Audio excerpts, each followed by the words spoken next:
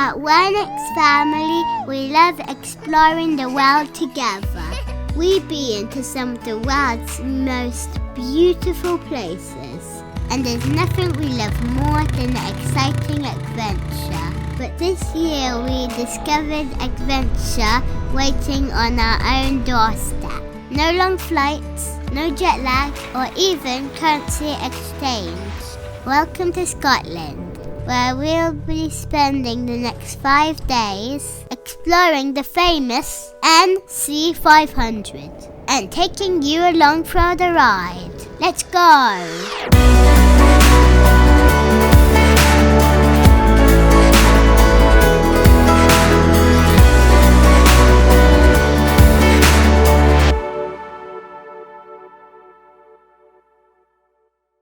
Okay, so first stop is the most important thing of all, food. So we've got about a 30-minute drive to our first stop, which is going to be Morrisons, where we're going to stock up on some food, then hit the road. All right, let the adventures begin. Let's go.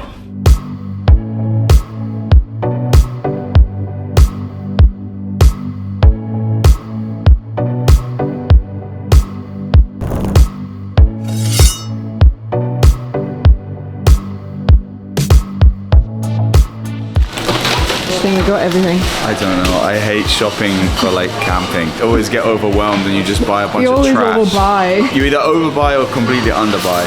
So let's see. I mean, we're certainly not going to go hungry, that's for sure.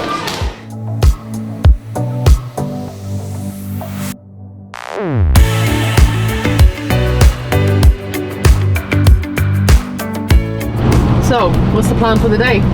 Alright, so the first leg of our 500 plus mile road trip is going to be driving from Inverness, which is where we got off the Caledonian Sleeper. We're going to head up to eventually end in the furthest, most northerly point of mainland Britain, which is John O'Groats.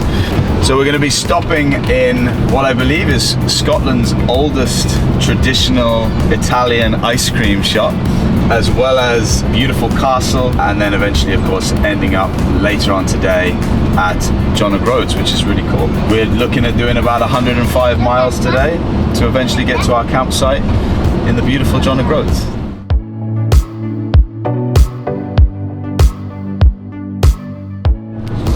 Do you think we're going to see a Scottish coup? I need some information from our wonderful audience here. So obviously we saw on a previous YouTube video people referring to them as coos, and I said, oh, but surely that's just the accent. But is a coo an actual animal, or is it just a cow said with a Scottish accent? I would love to know, is a coo a particular breed, or are all cows coos in Scotland? Comment down below, please.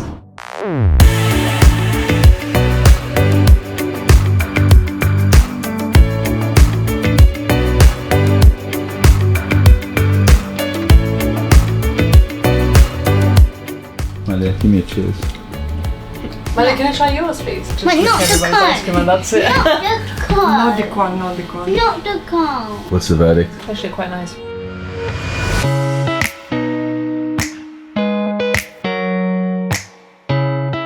Alright, hopefully you can hear me because I don't have the wind muffler on the microphone. How's the ice cream, Malia? Good. Good, so good. Did you know that that ice cream shop has been there in Brora for nearly 100 years? Wow. Does that taste like 100-year-old ice cream? No. It's a traditional Italian ice cream, the original recipe that they're still using from 1929 in the little cute town of Brora. It's just off the main road, off the A9, and it's worth a stop. You have to basically drive straight past it when you're coming up the East Coast. So why not stop and have an ice cream? Right, welcome to Dunrobin Castle. Ina's going to tell you a little something about the castle now. I think I'll let you take this one over. Dunrobin Castle is, I'm reeling off some facts that I read online here. He's reading off Google. So it's the most northerly of the great houses of Scotland. It has also been continuously inhabited since the early 1300s, which makes it one of Britain's oldest, most continually inhabited house. Why can't I say it? It sounds great on the website. So the website says that it is Dunrobin Castle is also one of Britain's oldest continuously inhabited houses. Why couldn't I say that? It's a mouthful though, let's be honest. It is, but anyway, it's very beautiful and it's inspired by French chateaux, which is why it has the big towers and everything and does not look even remotely British or Scottish. Oh yeah, now I see it. Yeah, so there we go. Let's go and check it out. Let's go.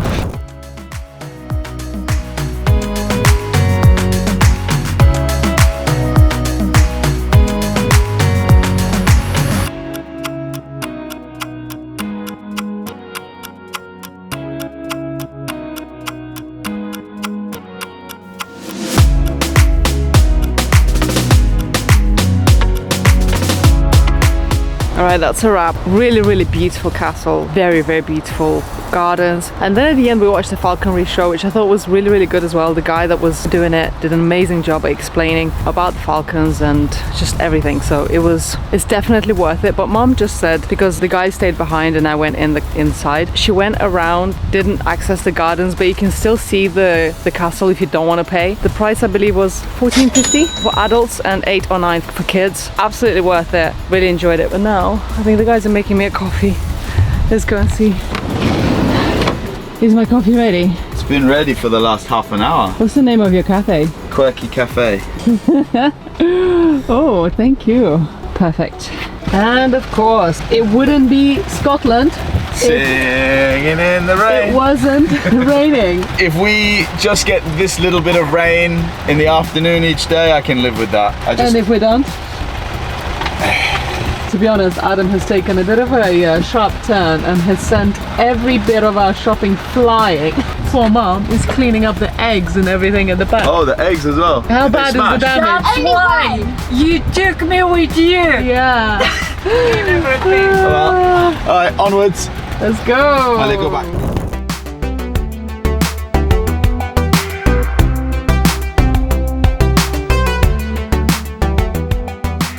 Where are we? Welcome to the vibrant and bustling town of John O'Groats. Which right now it's pretty grey and pretty quiet, looks like. But yeah, we're in John O'Groats. We've finally reached the furthest, most northerly point of mainland Britain. And there's a sign. Turn left to stay on A99. The official John O'Groats sign. Let's take a look. There's Cafe Groats. Cafe Groats, eat in, take away. There's a pub down there. I think there's a chippy somewhere.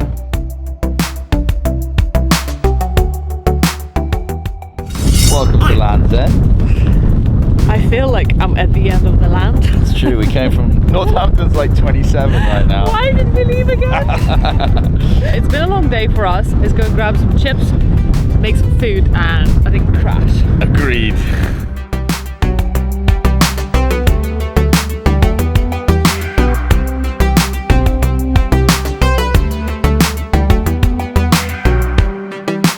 We've got dinner going on over there and our living space being organized over here, and Malia's just kind of supporting everybody. Malia's cheerleader. We have our chips over here, and actually they look amazing. And I tried one and it actually tastes really, really good. We didn't show you the view, but we've got the seaside just over there.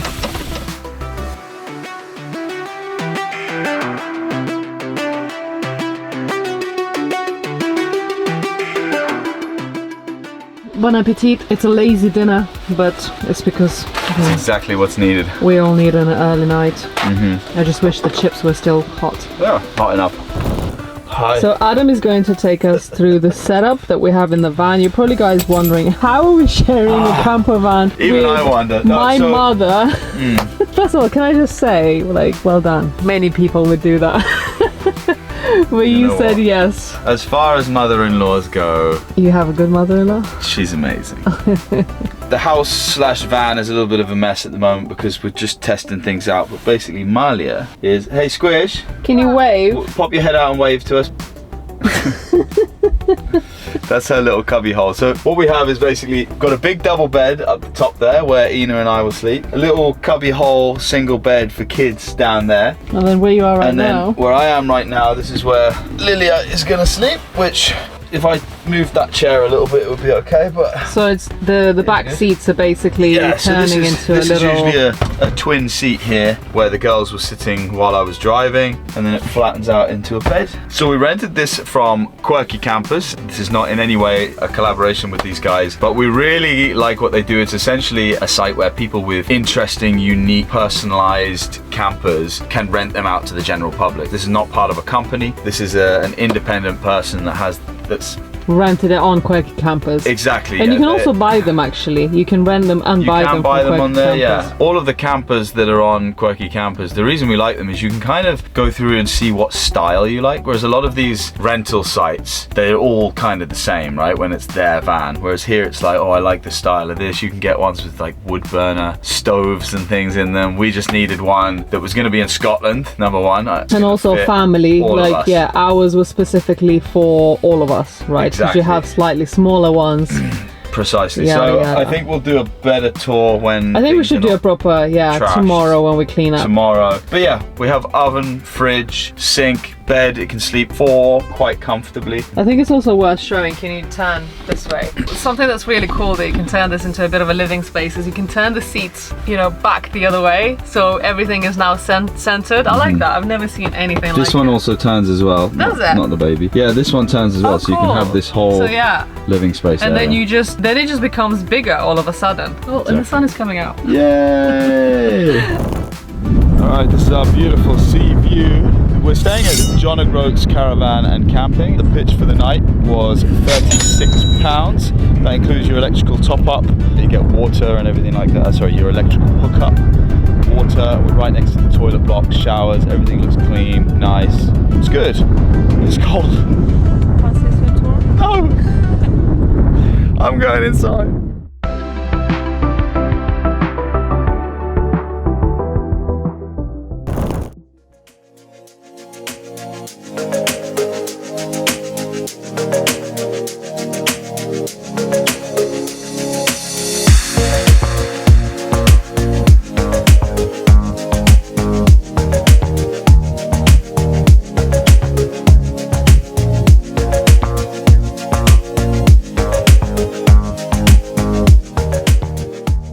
So what's the plan today, you know? I don't know, you've planned this entire trip. So I am for once actually just enjoying tagging along, and I'll ask you what the plan is, but I'm not really that concerned. So each day I'm aiming for an average of 100 miles because it's quite a doable mileage. That means we don't have to rush and we can just take our time and stop in a few places. So today we will be traveling from here at John O'Groats, which, as I said yesterday, is the furthest, most northerly point in mainland Britain, round to the area of Durness, where I have booked us a nice little campsite by the beach. What we've tried to do, or what I've tried to do, is I've made a note of a few places along the way, but we've kept our days pretty open so that we can kind of just go with the flow. And if we see something cool as we're driving, we can stop, we can take some photos, we can explore. But the first stop is going to be somewhere not too far from here. It's a place called Castle Mey, which is another castle. So we're all about the castles up here in Scotland, apparently. But they also have, and this is what I'm more interested in, from Malia, they have like a kids farm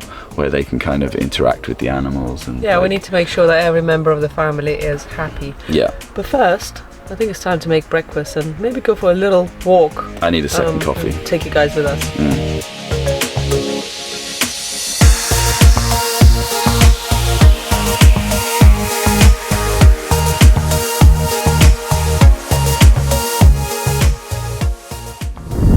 Right, so before we leave John O'Groats, well, first of all, the sun has come out and it's absolutely beautiful today.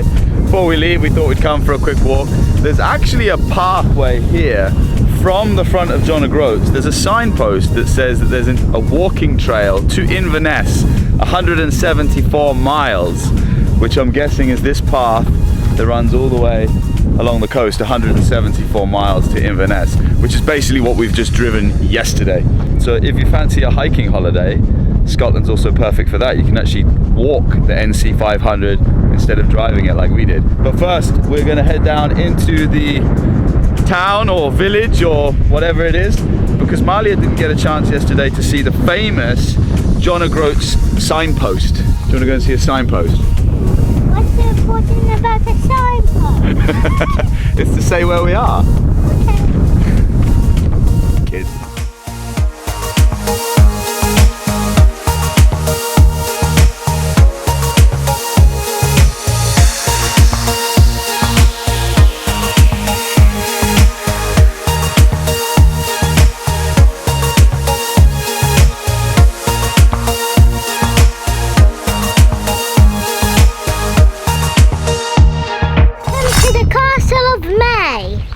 What she said.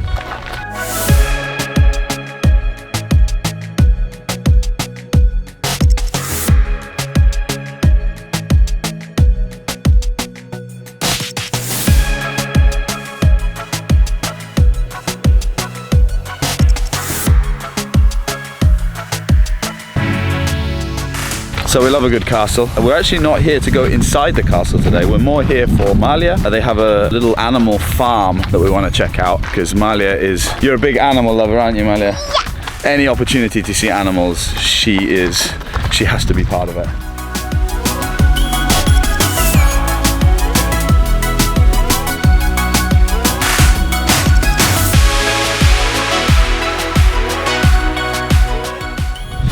So Castle of Mey is just a short 10-15 minute drive from where we stayed at John O'Groats. You can buy two kinds of tickets here. One that gives you access inside the castle and the grounds and gardens. That one is £16 per adult. And the one that we got is just for, you still want to be in it? Okay. It's just for the grounds and the gardens, because really we're here for the animals, aren't we? And that is £10 per adult and £5.50 for munchkins.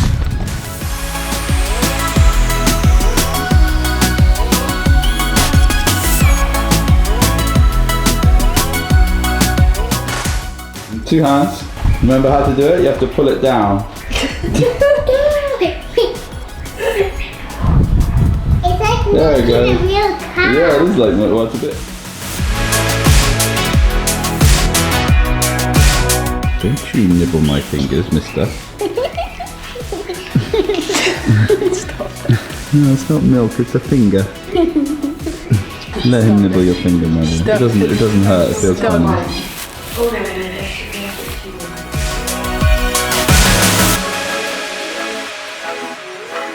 Well, first, did you enjoy the little animal farm? Yes. Yeah, what was your favourite animal? My favourite animal was the sheep and the baby chicks. The sheep and the chicks. What was your favourite animal? That lamb at the end, he was fully enjoying my cuddles. The black lambs? Yeah. Yeah, I have to say actually. And they're very different to the typical ones. The one I like. I know, those ones. We all like the little lambs. They were very cute and they like to nibble. And the rabbits were very calm and soft and allowed you to touch them. Some rabbits are psychos. Some rabbits, they just do not want to be touched. And Malia stole an egg from the chickens. Yeah.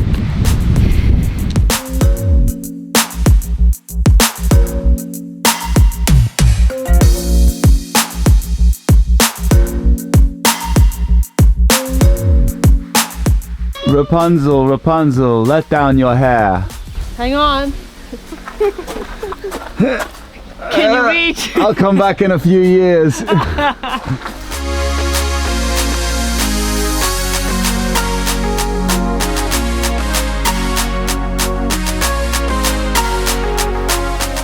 No visit to a cultural, historical site would be complete without cream tea. Show us how it's done.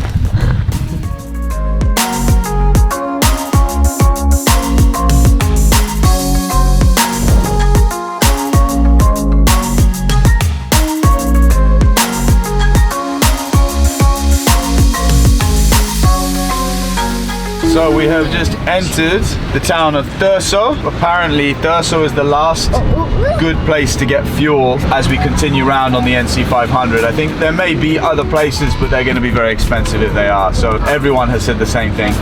Fill up the tank in Thurso before you carry on. But we're also just going to do a quick last minute shop in Lidl because again, we don't know what's to come, which is kind of cool. I like the fact that we know we're now going wild after this.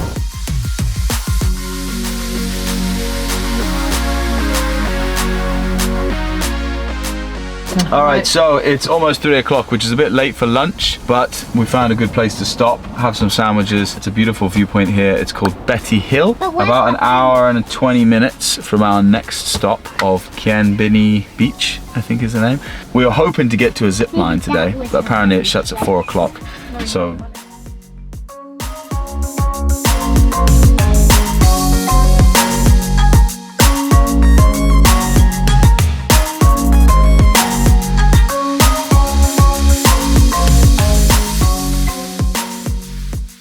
It's all yours. thanks. Look at my sandwich. Wow. Take a bite.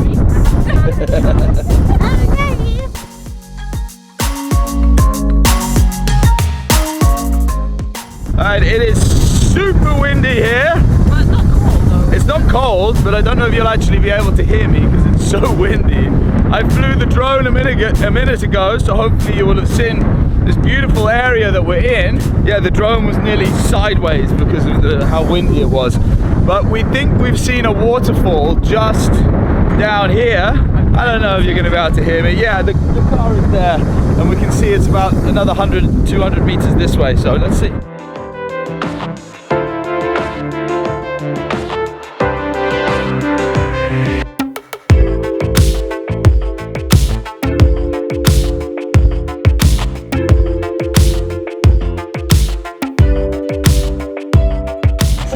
We just saw a sign for a cake cupboard. Can you go and check what's inside? Oh, We've got see? brownies, Yeah. millionaire bars. Oh wow. Should we get something? Yeah, I think we should Do we have any support cash? a local business. Brownie, I will have a brownie. Malia has cash. Malia, can we use your cash to buy a brownie for you and something for us? Alright, so this is the like millionaire shortbread kind of vibe. Oh,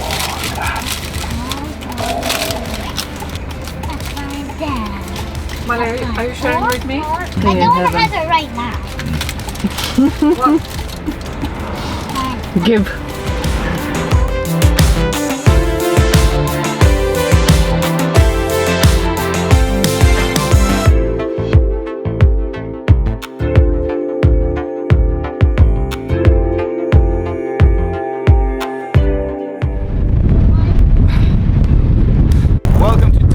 Causeway. I was going to try and get a beautiful aerial shot of this right now, but this wind is ridiculous.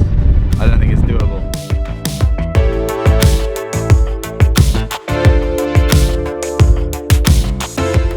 I'd say what's cool about all of the areas of beauty here so far, I've noticed they all have great facilities in terms of somewhere to stop, pull over and park up, because they know you're going to want to stop. So like here at the Causeway, they've literally put a car park at both ends and halfway along because they know that people are going to want to stop and take pictures here. So it's really well set up for travel.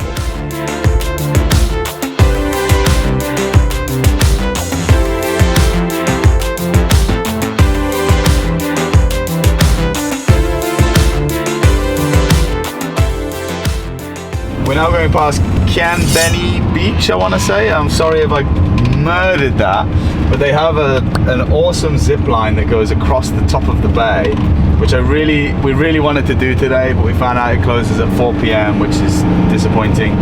It's now 6 anyway. Even if it closed at 5 p.m, we wouldn't have made it. So we're not camping too far from here. We're going to try and come back tomorrow and hopefully get some zip lining in. Malia seems to think that she's going to have a go. What do you reckon, Malia? Can you do it? Yeah. All right, let's see.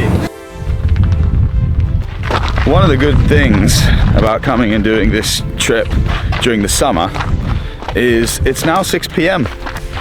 and we're just it's still light. and it's still light, and we can actually go down and actually do things still at this time. However, I would say, so we're staying at a campsite just down the road from here. We're now going to check out Smoo Cave. I would say, however, Sango Sands, where we're going to be staying, did call me up about half an hour ago and tell me that we were supposed to have checked in before 5 p.m. Otherwise, they give away the pitch. So bear that in mind. Check with your campsites, guys, what their check-in policy is, because I had to persuade her that we are definitely showing up because they are very, very busy, very popular. They get sold out very quickly, and they don't like no-shows. So yeah, always check with your campsites what their check-in policy is before you decide to show up late. Welcome to Smooth Cave.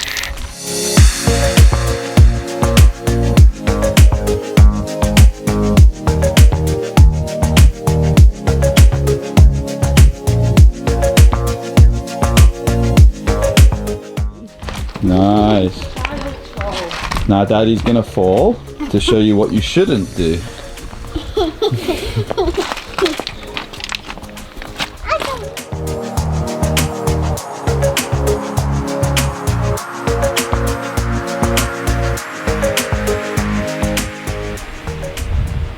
So nice. Can we just stay here?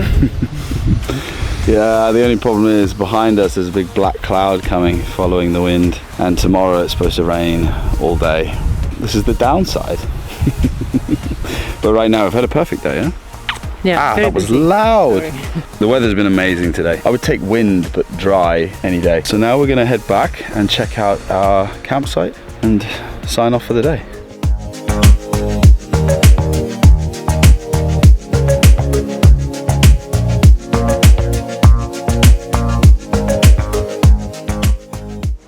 We have arrived to Sango Sands, which is just up there. Our camper is literally just there, and we've got access straight down this hill to the beach, and it's absolutely beautiful. So nice. A little bit sad that it's supposed to rain tonight and tomorrow, because it would have been, I mean, I'm happy that we managed to get here in time to bring Malia down and run around on the beach and get our toes wet. But yeah, it would be nice to be able to come here in the daytime when it's nice and beautiful. So we're going to keep our fingers crossed. The weather could be wrong. Fingers crossed.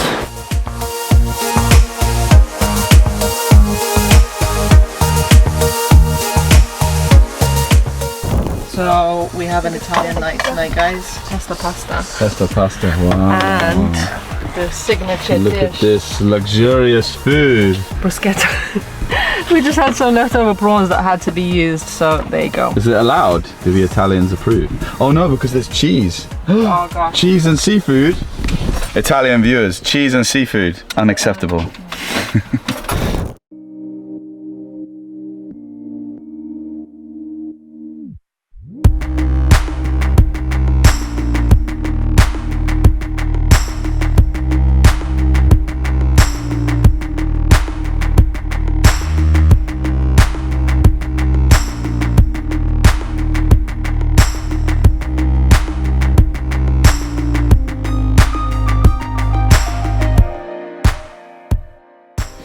Good morning. Welcome to a rather grey and soggy day here. We've been hiding in the van, haven't we? To be honest, the beach still looks really beautiful from here. If I couldn't hear the wind battering the side of the van and the rain splashing us, and I look down there, I would think, let's go for a swim. But that's not. Oh, you were supposed to go for a swim this morning. No, I said if it's not raining. So I will get a swim in at some point, I'm sure. Okay. I'm going to tidy this van up, and then we're going to hit the road to our next stop for this 500-mile journey. All right, an official good morning. We have started today's journey. We are traveling from our campsite last night in Durness, and we're heading down to Clachtoll. Clachtoll is actually not that far in terms of mileage. I think it's about 57 miles in total, so it's actually not that far. Knowing how small these roads are and actually how beautiful the scenery is around here, we know that it's going to take us a long time. The weather is not on our side today. We were hoping for some beautiful sunshine and maybe even being able to go to the beach later, which might still happen. It does look like there's going to be a window of sunshine later, in which case I have said if the sun is shining when we get to the beach, Adam is swimming. I will swim. And I tested that water last night and it is cold. Stay tuned to find out if I am brave enough to go in the water. Is that the waterfall you guys are talking about over there? That looks like a waterfall.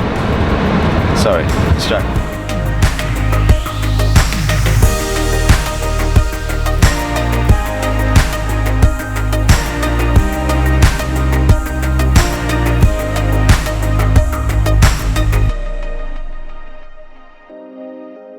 Right, welcome to Caravan Bay.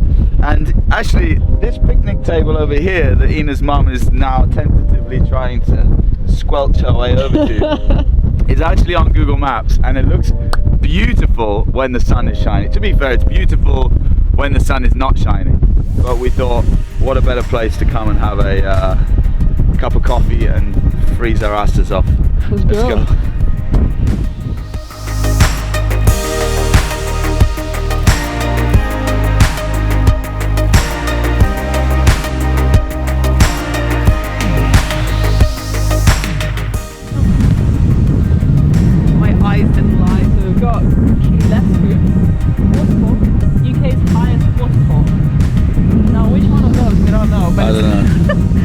I think it's out there somewhere. That one. I think it's that one, but we don't know.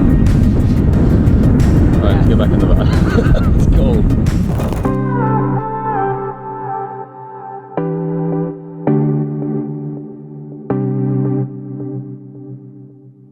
Welcome to Gairloch Bridge.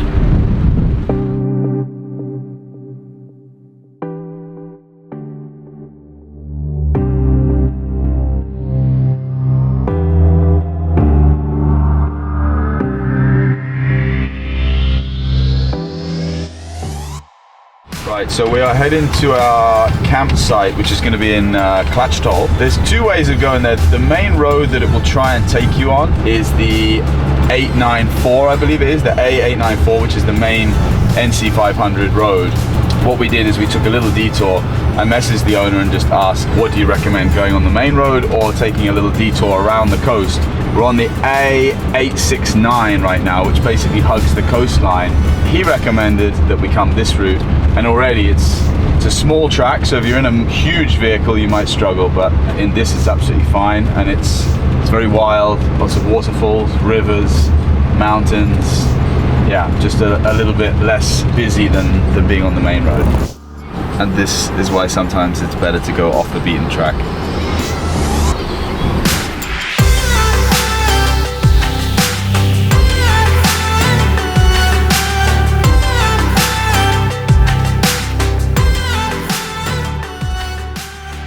The detour through Dunrobin has definitely not disappointed. It's, yeah, so I mean, saying that, we don't know what was on the other road, but this way has definitely felt a lot more raw and beautiful. And we're now going to visit St Aroma's secret tea garden, which you definitely wouldn't see if you went the other way.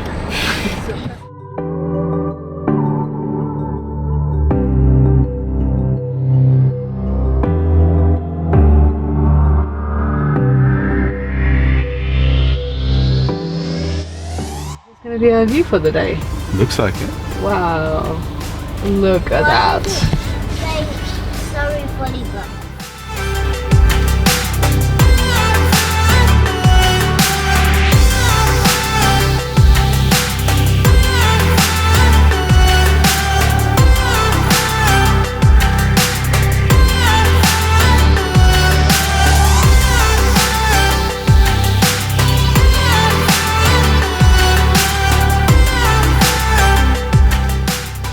What are we having for dinner tonight? Mamaliga.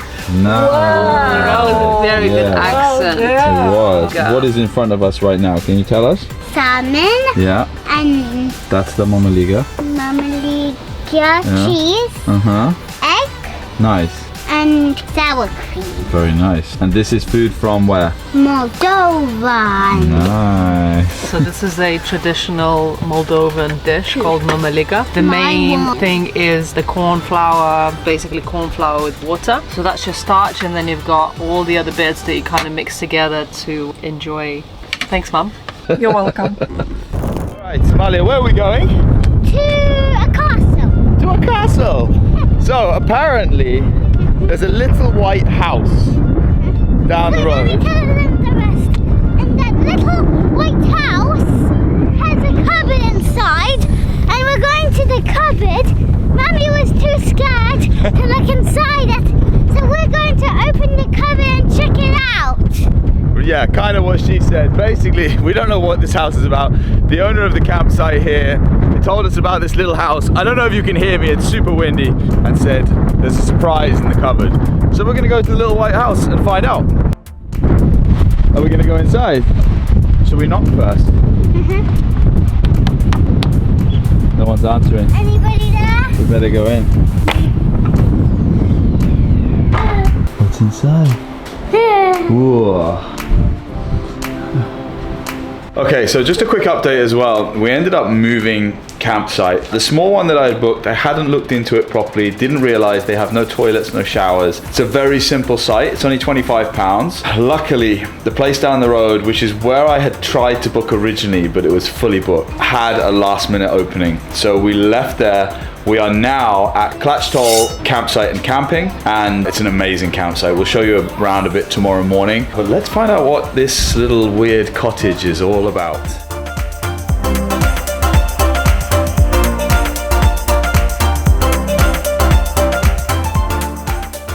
Malia wants me to open the cupboard that says, "Danger, do not look inside," and apparently unchained zombies. Ready? Yeah. No, Daddy, you hold my hand.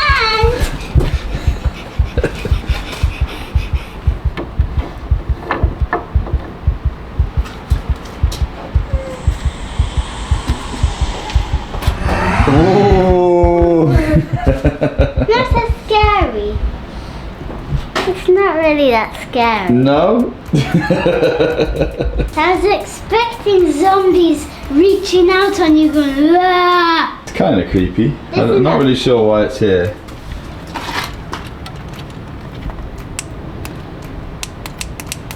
Oh, the button doesn't even work. What about this one? No, batteries are dead. Well, now you know. To be honest, I think this guy is actually scarier than those in there. Yeah. Malia, say good morning. Good morning. Is it a nice sunny day this morning? Yeah. Is it? Or is it a soggy, wet, grey morning? It's soggy wet. Soggy, wet, grey morning. Absolutely. We are coming to you from Clachtoll Beach. I can never say it properly. Caravan and Camping. It's a beautiful site. The beach is extremely beautiful, but unfortunately the weather has not been on our side and we couldn't really enjoy it as much as we'd like to. But we still had fun on the beach, didn't we? Yeah. Got very cold feet, and we still went to the scary house where Mummy didn't dare open the cupboard. Yeah. Yeah. And today we are going to be taking the journey from here in Clachtoll. Am I saying that correctly? Clachtoll, correct. Clachtoll Beach, Caravan and Camping. And we are going to be driving a little bit further south, about 100 miles down to Gairloch, and stopping at some cool places along the way. I've put as many stops into Google Maps as possible, and then it told me I'm not allowed to put any more in. You've maxed out. Yeah, so we're hoping if the weather allows us, there should be some forests, some waterfalls, some tea rooms, fresh scones. Let's hit the road, 9 o'clock. We've got a day worth of driving to do. Let's go.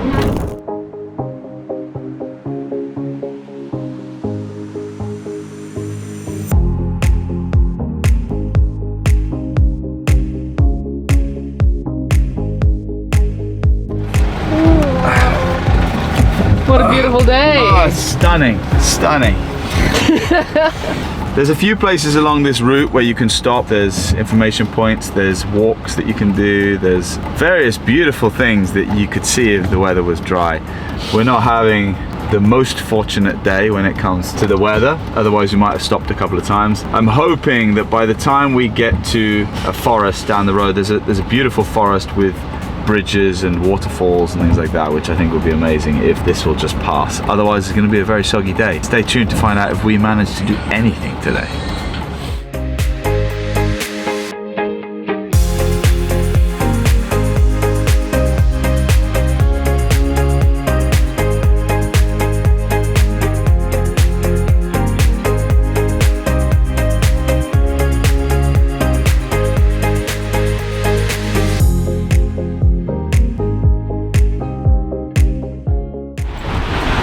Alright, so we might not be able to do any hikes, but we can do coffee and cake.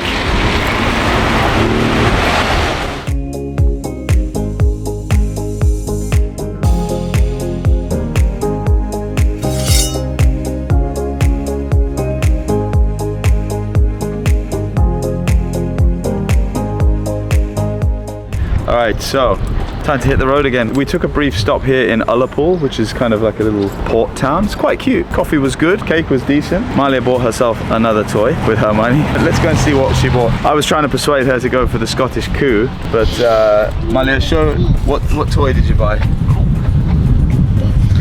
It's cute.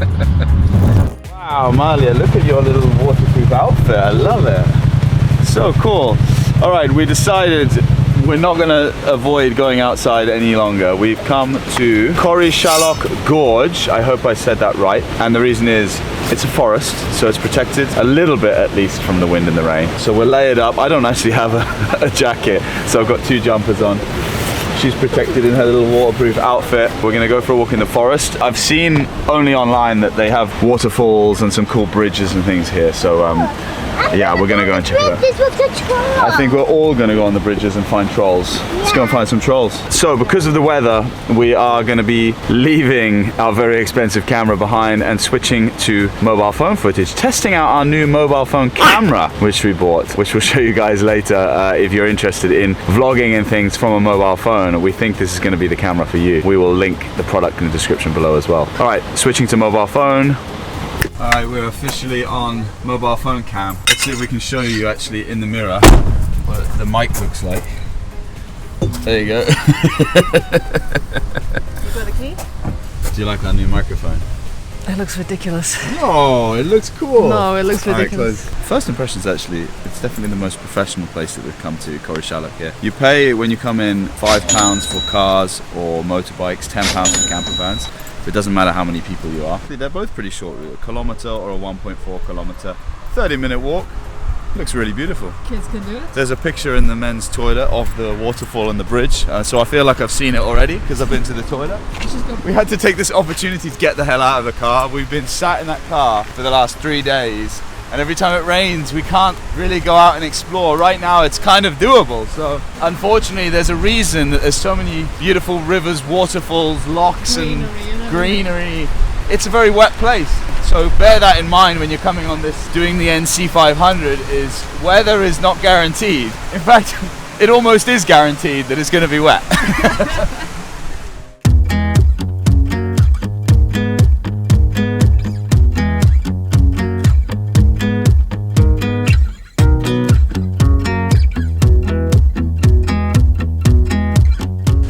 Looks like we have a little bit of sun. Yeah, and now I'm wearing 2 jumpers and I'm sweating.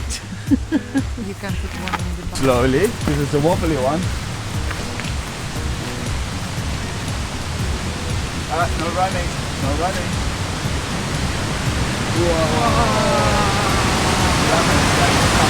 Woo!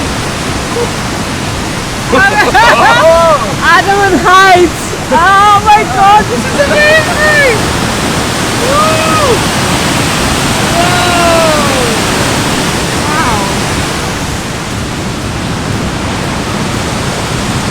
Okay, so I know that Adam is not going to be here because he actually is terrified of height, but I didn't expect that it would be this high. It makes me feel nervous. Oh my god, that is a long way down. Oh, if you have fear of heights, yeah, just hold on while you look down. Phew! That's cool. I really love it. The view is amazing.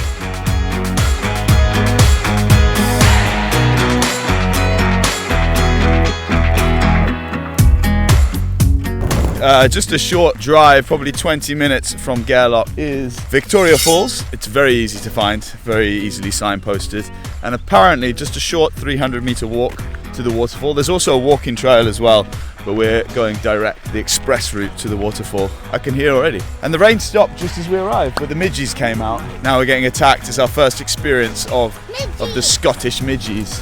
I see a waterfall.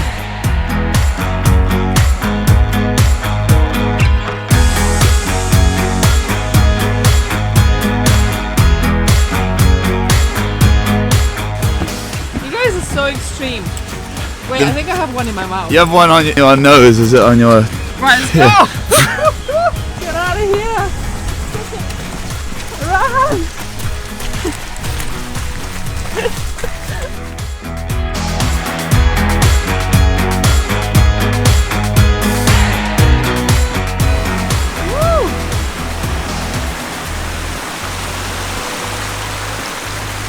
actually inside the waterfall. And we have the drop just over there.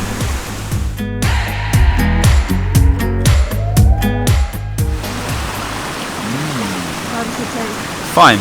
This is where we get like a stomach worm or something later, you know? No, I'm good, thanks. I'm good. I've had enough. Yeah. Maybe go back.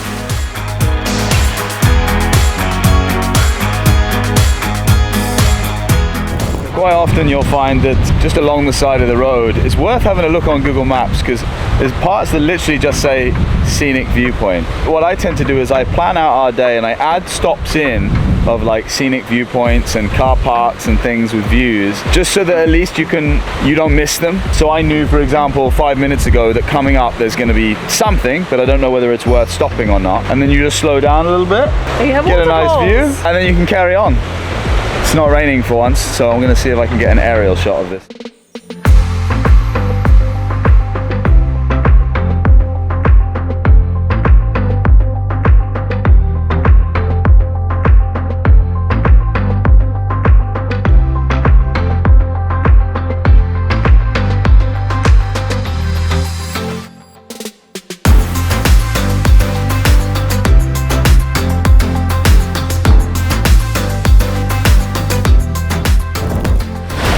Next stop, Ardtower Falls. This one is literally right next to the road here. You can actually see it on the map, so you can plan your route. You just stop here. Well worth a quick stop. Yeah. It looks like there's an even bigger one further up, which you can hike to. We saw some people hiking up there. We're not going to do that. I won't be doing that. It's raining.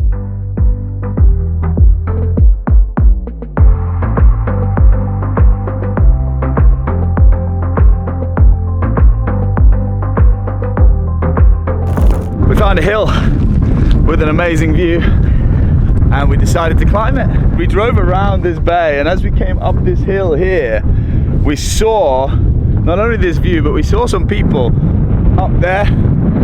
So we thought we'd give it a go. I'm about to go. Are you stuck?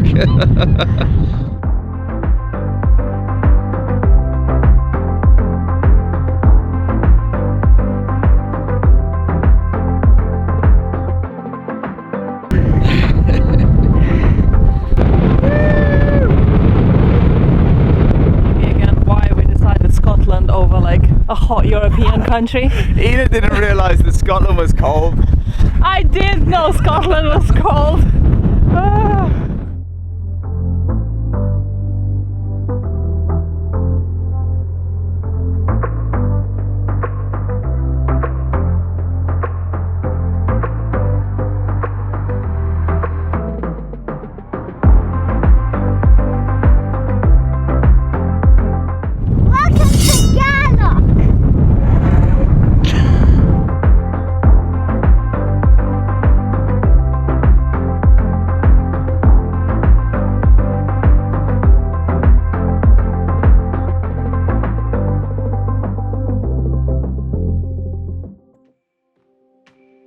Good morning and welcome to day 4 of our 500-mile road trip on the NC500 here in Scotland.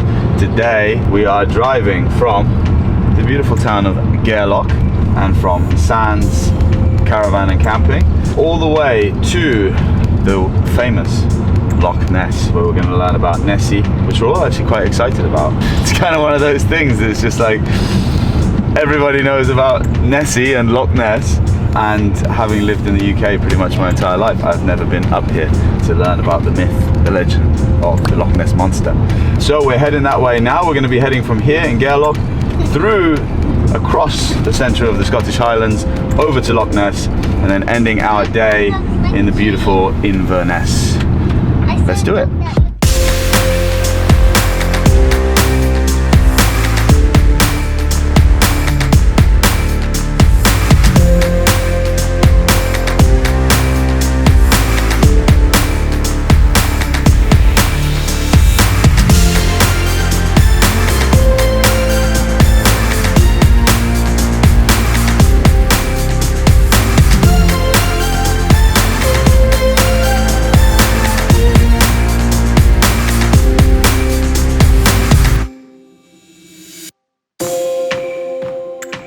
quick stop off at Glendochety Viewpoint. It's right on the side of the road as we're heading on the 832 towards Loch Ness. It looks out onto Loch Ness, which is the 4th largest loch in the country. Yeah, worth a little stop.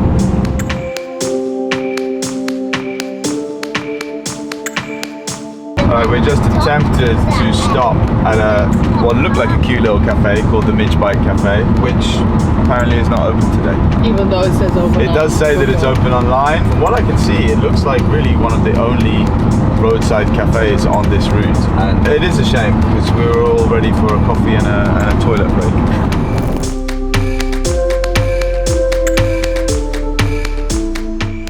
Right, the sun is finally shining and we've taken a stop at Little Garve Forest Park because apparently there's a natural playground here and it looks beautiful. It's like forest, rivers, bridges, really beautiful.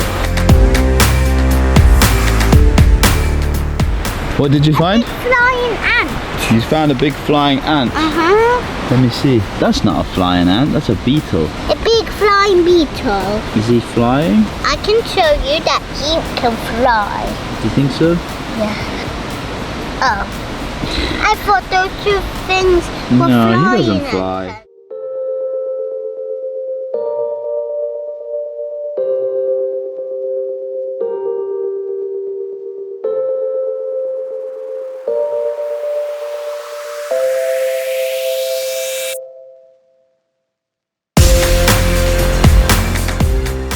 The NC500 isn't just about driving. Oh!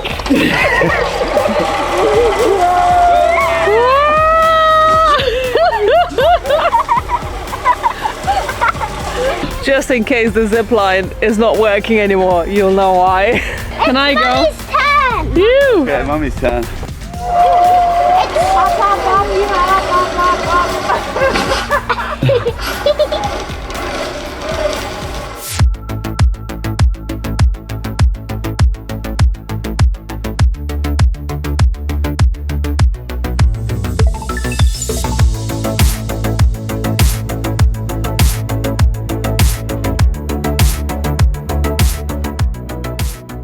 We are here, we have arrived to the Loch Ness Centre to I'm learn. really excited. I think this is the highlight of Ina's trip so far. So we're going to go and we're going to learn about Loch Ness and the supposed Loch Ness monster. Apparently this place, the owner of it has actually claims to have actually seen the Loch Ness monster. I'm interested to find out all the information.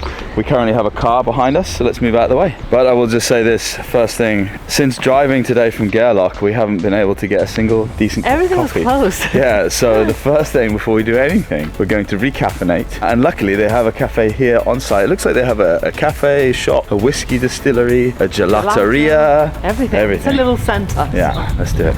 Okay, go for it. Which one is better? The pink or the blue? I like both. Both?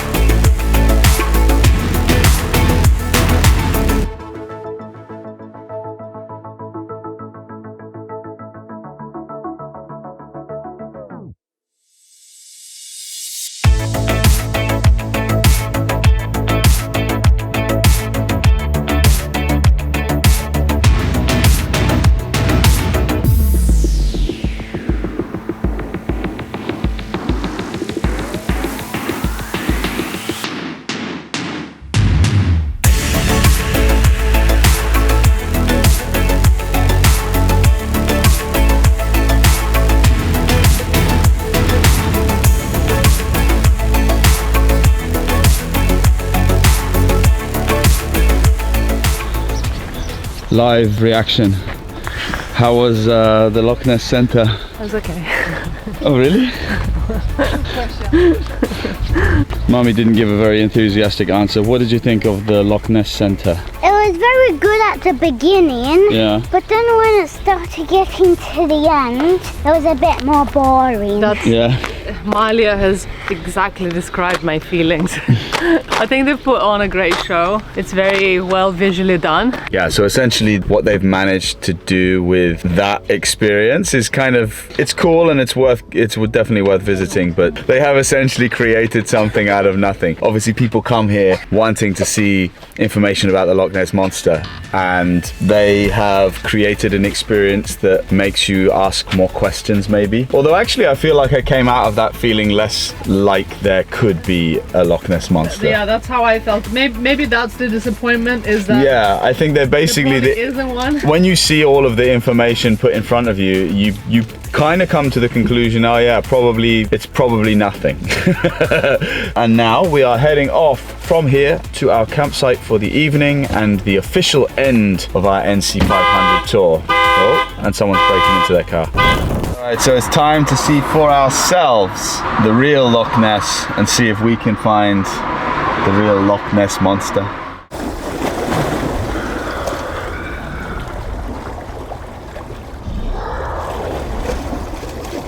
There you have it, ladies and gentlemen. You decide for yourself what that was. I saw something. Yeah, me too. I'm not quite sure what it was. It wasn't clear. It was definitely something. Open to interpretation, I think. Yeah. The mystery goes on.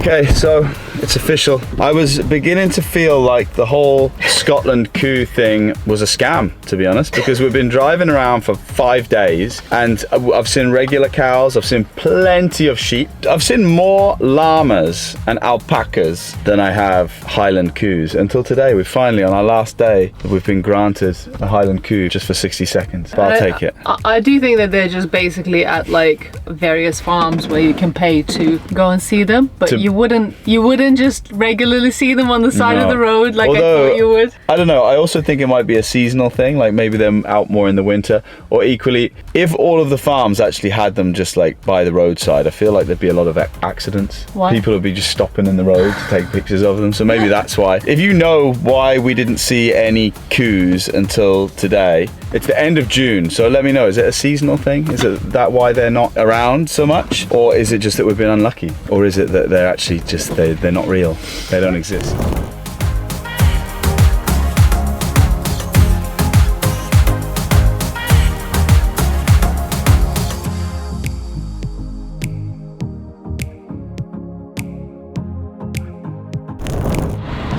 Welcome to Inverness.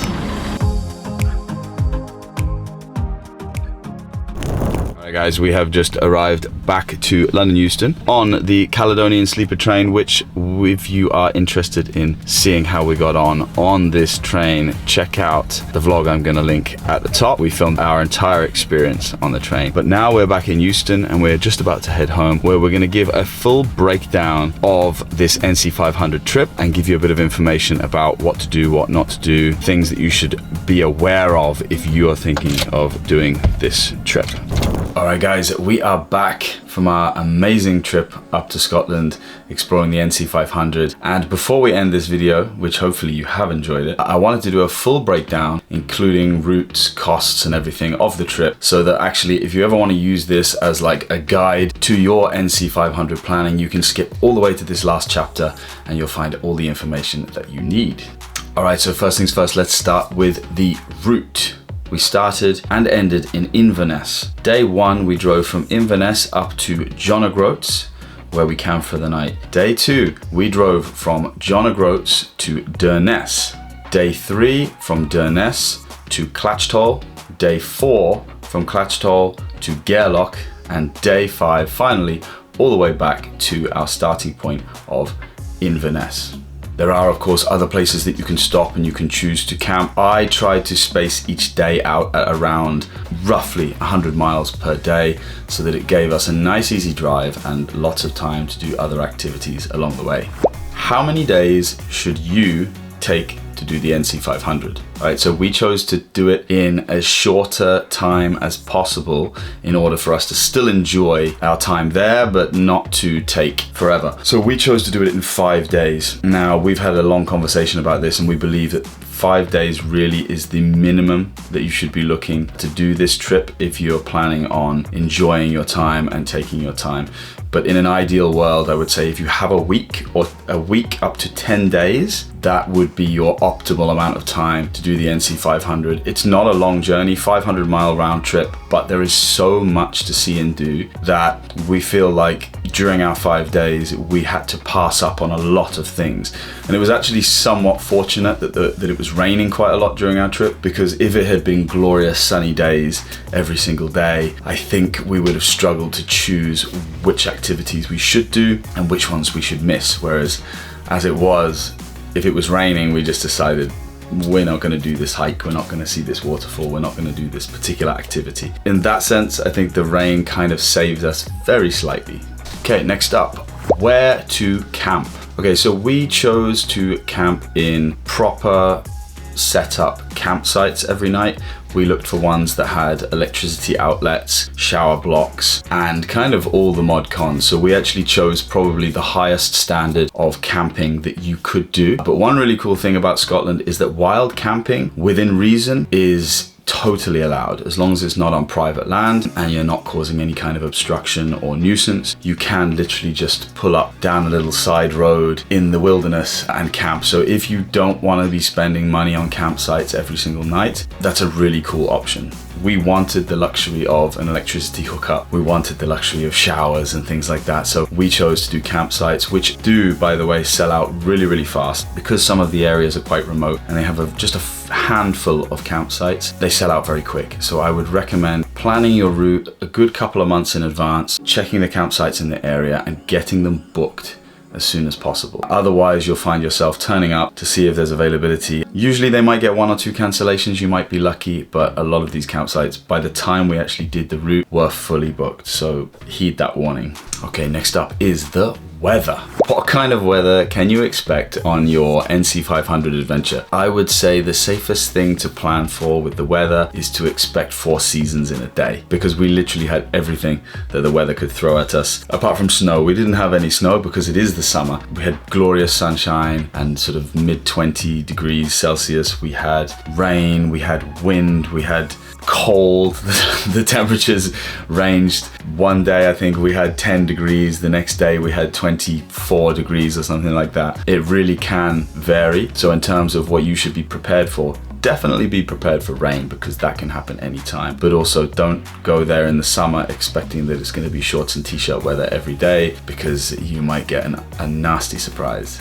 Next up, wildlife. Or specifically, I want to talk about the midges. So when I was planning this trip, I was watching a lot of YouTube videos, looking at a lot of blogs, trying to look into it as much as possible. And one thing that kept coming up was the infamous midges. Now, these are tiny little flies, basically, that actually do bite, and they can be quite annoying, quite irritating. And in certain parts of Scotland, they can be absolutely day destroying if you get caught out. We were very fortunate. We did not encounter the midges really too much, with the exception of one day. Typically, if you are traveling around the coast and you have wind and lots of open space, you're not gonna need to worry too much about the midges. But when you go inland, so we found particularly on our last day driving inland, where the wind died down and we actually got nice, beautiful sunny days, the second you open your van and step outside, you start to feel things just on your neck, and then we realized what it was. It's the midges. Pretty much every convenience store that you're going to go into, or every souvenir shop, is going to have some kind of midge deterrent. I don't know how well they work. Please do comment if you've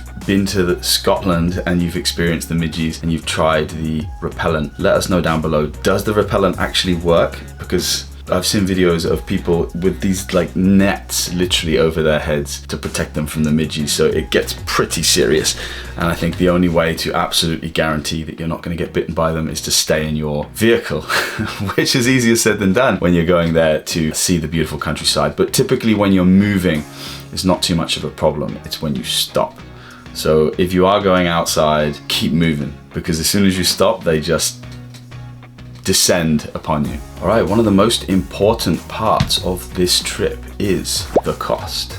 The cost, I have it all written down here, so I am going to use my phone a little bit for reference just to give you guys a bit of an idea of how much it cost us for our 5-day NC500 adventure. Now, all of these costs, bear in mind, are for the 4 of us. So that's 3 adults, 1 child. So I'm going to give you the total cost. You can work that out as a price per head or whatever, however you want to do it. So first up, the camper van. So we rented our camper van from Quirky Campers, which is a really cool website that basically allow everyday people that have converted camper vans to rent their camper van on their website. So it's really cool. You can find some very, very unique campers there, and we really recommend it. Now, the camper van that we rented was from just outside Inverness and came to a total of £664 for the 5 days. Now, because the owners actually lived outside of Inverness, we had 2 choices. We could either all travel up on the train to get the camper van and pick it up from their place outside Inverness, or they charged a drop-off fee where they actually brought it to Inverness to us so that we could get straight off the train and straight into the camper, and that is what we chose. So that was an additional £80. Now, when we'd finished with the camper van, I actually decided I would drop the girls in Inverness and I would head up and take it so that we didn't have to pay that £80 again. So I took it back up to these guys where they lived, and of course had to get the train back to Inverness again. That was £22. Now, for fuel, the total fuel that we spent for the 5-day trip, 500 odd miles, was £130. Okay, next up, the campsites. Campsites kind of ranged. I've got a price range here from 36 at the cheapest up to £44 per night. We paid a total of £210 for our campsites. Now, bear in mind, you can of course save money on this by not opting for electrical hookups and also just wild camping if you choose to. Food shopping. So we did 1 main food shop at the beginning of the week, and we did do a couple of little supplementary stops along the way. This price is an approximation, but we spent around £160 for the 4 of us for those 5 days. Next up, something very, very important, cafes and cakes, which if you are doing the NC500, there is no shortage of cafes and cake shops and things. So I have done this one separately from the normal grocery shopping. For cafes and cakes, we spent approximately £100 for those 5 days. And lastly, it is the activities. So there is tons of things that you can do on the route. It's going to depend totally on your time, how much time you have, and how much money you want to spend. To go to some of the castles and things, it costs around £16 per adult. And obviously there's 3 of us plus a child. So it's a lot of money to visit every single castle and beautiful place that we could possibly go to. We did kind of try and keep these somewhat to a minimum. There was one time where Ina went in to just check it out and to film for you guys, which will be in this vlog. There was other times when it was like the farm and we all went together. But in terms of our activity costs, we spent £138.50. That's actually an exact cost.